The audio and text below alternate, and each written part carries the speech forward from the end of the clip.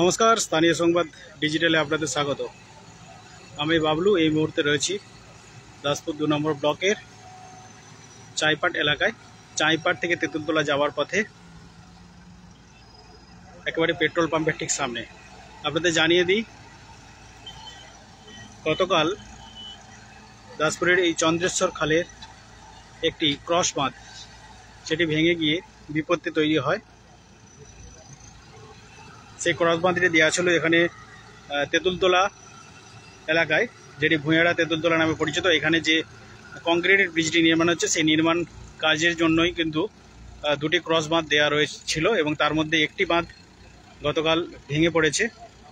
সেই ঘটনার পর আরেকটি যে অবশিষ্ট রয়েছে বাঁধ, সেই বাঁধটি কিন্তু তৎপরতার সঙ্গে তার কাজ চলছে। ইতিমধ্যেই ট্রাক্টর এবং জেসিবির সাহায্যে সেই বাঁধটি উঁচু করার কাজ চলছে। দেখতেই পাচ্ছেন, সেই ছবি সরাসরি তুলে ধরছি দাসপুরের চাইপাট এলাকা থেকে।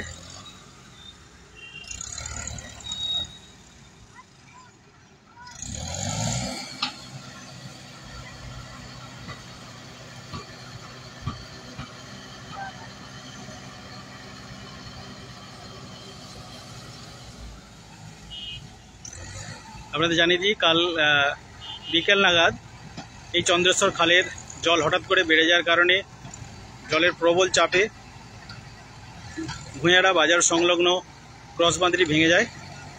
সেই জল ঢুকে পড়ে যেখানে কংক্রিটের ব্রিজ নির্মাণ হচ্ছে সেই অংশে, এবং আরও একটি ক্রস বাঁধ, যে বাঁধটি মূলত তেঁতুলতলা থেকে চাইপাট দিকে যাওয়ার পথে একবারে মাঝ বরাবর অংশে দেওয়া রয়েছে সেই বাঁধটি।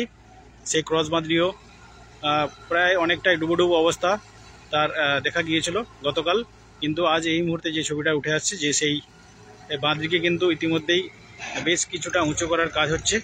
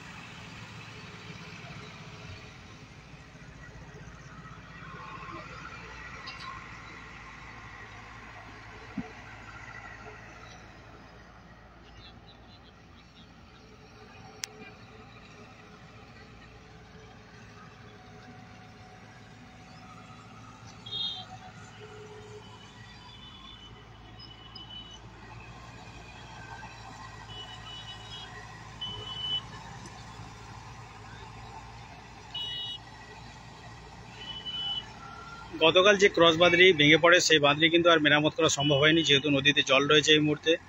আর আপনাদের বিশেষ করে জানিয়ে দিই যে এই বাঁধটি মূলত নদীর ক্রস বাঁধ, যেহেতু এই বাঁধ দিয়ে নদীর একটি অংশ, বিশেষ একটি অংশকে কিন্তু জল যাতে না প্রবেশ করে সেই কারণে কিন্তু দুটি ক্রস বাঁধ দেওয়া হয়েছিল।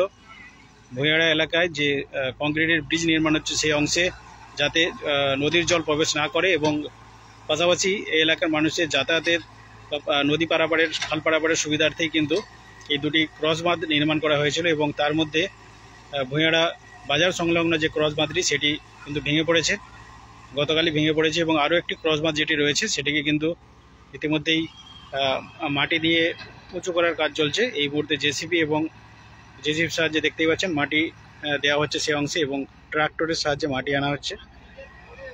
এখানে এই মুহূর্তের পরিস্থিতি দাসপুরের চাইপাট থেকে কিন্তু এই ছবি তুলে ধরার চেষ্টা করলাম।